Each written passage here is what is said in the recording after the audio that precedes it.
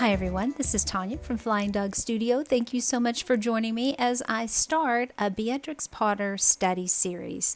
Now this little rabbit, Peter Rabbit, is my first in the series, and in this particular video I'm going to be using my Sailor Fude de Mannen pen. This is a first for the pen as well. I have a practice paper here. It's the same kind of paper that I have used to draw out my Peter Rabbit, and I'll have all of that listed below. We're going to try to do it exactly like Beatrix Potter. We're going to ink it, not exactly the way she would have inked it, but I am going to use the Fude de Mannen, so I can hopefully, with that bent nib, get some sort of variance in my lines. I've never used this pen before, so I wanted to do a little practicing. Now, if you lay it down flat, you are going to get a wider line. If you hold it up on its tip, you're going to get a thinner line. This is a 40-degree nib on here, so I want to be able to use it where I can use it on the tip and then lay it down flat, but this is obviously going to take me some practice. A lot of people that use these pens use them for urban drawing, and many people will hold them up at the top. This gives you a little more looseness in your drawing, and a lot of people that do the urban drawings, that's what they want, are loose drawings. I want to be a little more precise with this, so I'm going to grip it down at the bottom so I can have a little bit more control. So doing a few more little practice drawings here, and then I'm going to go ahead and get started with the inking. But before I do, I'm going to have to knock back the pencil lines, and to do that I am just simply rolling a kneaded eraser. I'm going to roll it over the piece, knock back those lines, and then we're going to get started. I am primarily right-handed, so I'm going to start more on the left-hand side of the piece, and I'm simply going over my pencil lines. And as you can see, there are some areas where she really darkened in some spots with the ink. She did not use the watercolor for those, so that's what I'm doing here. I'm having to fill those in because while I can get a wide line with this pen, I can't get an area like the one just above Peter Rabbit's ear there that is that wide. That little area there where the key is going into the door, that she actually used watercolor on, so I'm not going to fill that one in. At this point, I am practicing with this pen. I am really seeing what it can do, and it takes me a minute, but as we move farther along, you'll see that I get a little bit better. I'm not an expert, but I get a little bit better at making thick and thin lines. Now, if you want to follow along with this and do your own Beatrix Potter pieces and study and learn how she did the watercolor, and I haven't read anything on it. I have watched a video probably a year or two ago about Beatrix Potter and how she did her art. And I saw a video recently where a gentleman was studying Beatrix Potter, and I thought, you know, that's a really good idea because I love Peter Rabbit. That's something that my daughter loved growing up, and I think I would like to do some Peter Rabbit studies here and really take a look at how she did her art. And for the inking, she would have probably used a dip pen. I do have dip pens, and when I use a dip pen, I usually use India ink. I'm not using India ink in this pen because it really clogs up your pen, so don't do that. If you're using a fountain pen, don't use India ink. Bad mistake. I'll put some links down below of different fountain pens that I do have, and you can take a look at the ink I use and what I think about those pens.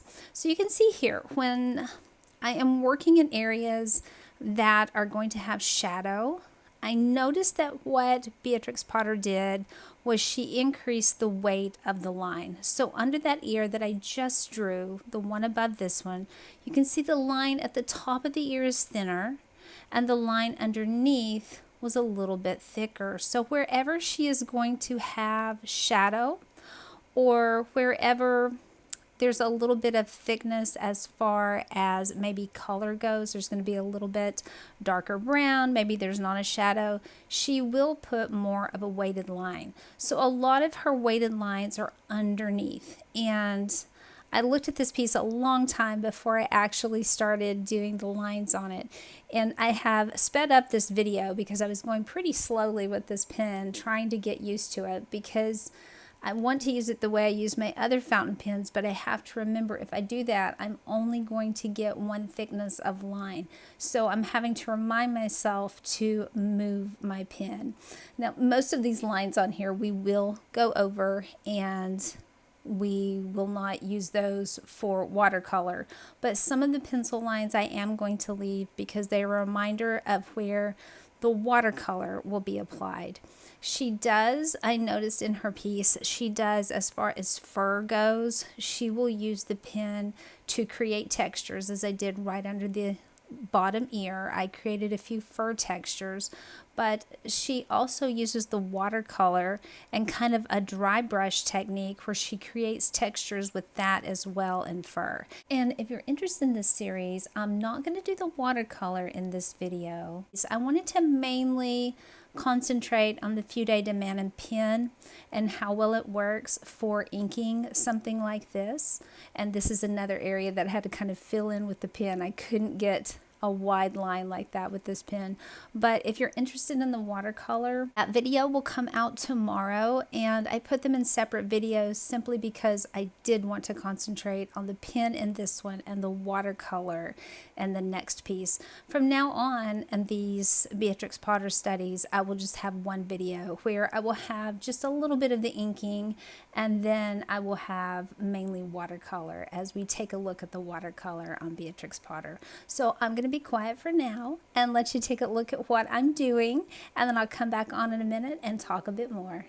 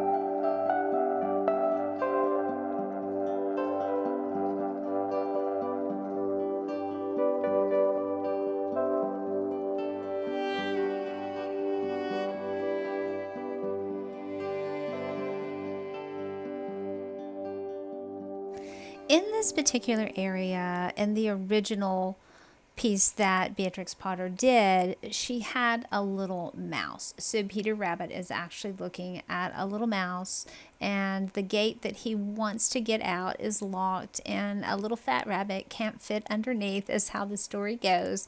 And I didn't draw the mouse. The reason I didn't is because I wanted to use a smaller paper. I didn't want to use something large. And if I made the rabbit this size on the paper, then it was going to put the mouse and his tail partially off of the paper. And I really wanted to concentrate on the rabbit in the greenery. So I left the little mouse off.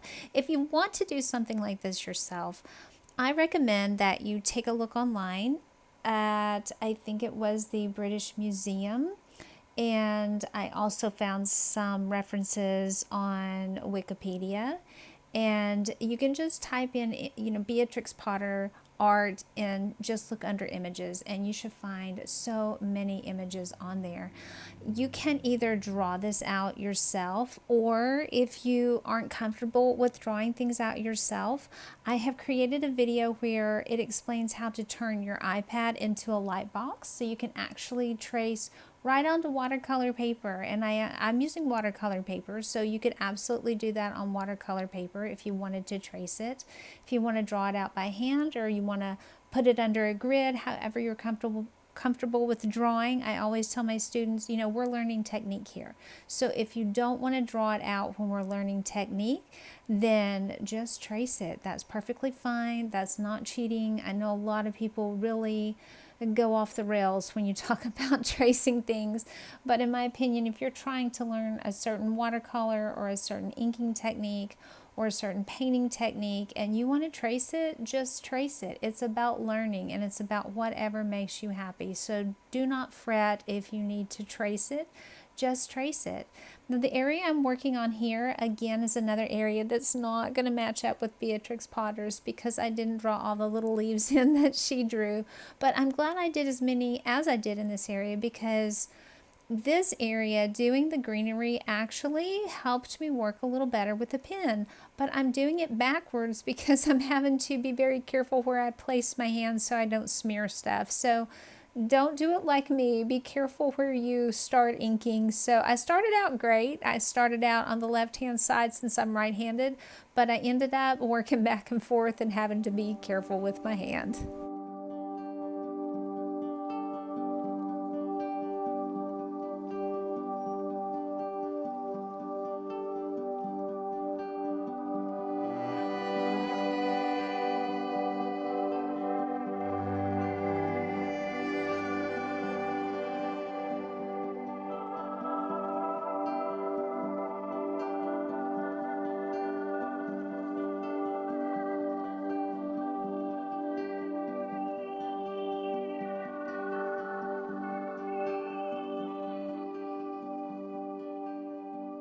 As I mentioned earlier in the video, when Beatrix Potter had an area that was going to be shadowed, she would put a weighted line there. The leaves were no exception. You can see the leaf right above where I'm working. The under part of the leaf is filled in, and that's what she did with the leaves. If it were the under part of a leaf that was curled up, she would kind of fill that in with the ink. It took me a bit to be comfortable with that because my first instinct is to plan ahead for the watercolor, and I'm already thinking about colors and shadows, and that is something that I would have filled in with watercolor, but that's the magic of Beatrix Potter. So I'm going to just keep following along with what she's doing. So when you see parts of leaves that are completely filled in, that's going to be the under part of a leaf that is curling up, and that's how she took care of that. She simply filled it in with the ink.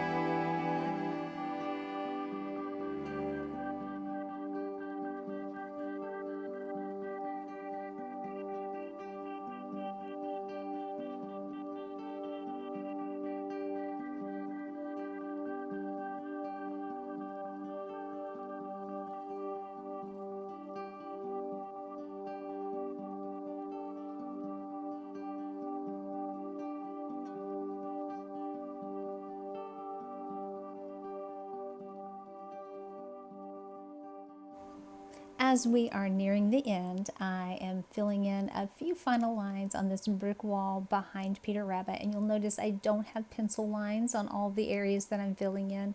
I'm not ad-libbing, I'm actually looking at the reference photo. Those are just simply lines that I didn't get drawn in.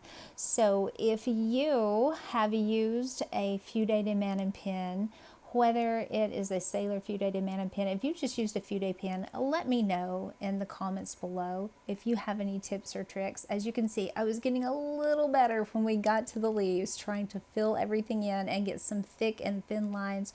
But I would love any tips or tricks that you would have for working with this type of bent nib pen. I do hope you will join me for part 2. If you are watching this in March, this is a Wednesday. This video is coming out, and part 2, Lord willing and the creek don't rise, as we say in the southern U.S., it is going to be out on Thursday, and that will be the watercolor portion. So I'm going to clean up a few areas here with the pencil marks, and that will be it for our video. Thank you so much for watching. I always appreciate it when you're here, and I will see you in the next one.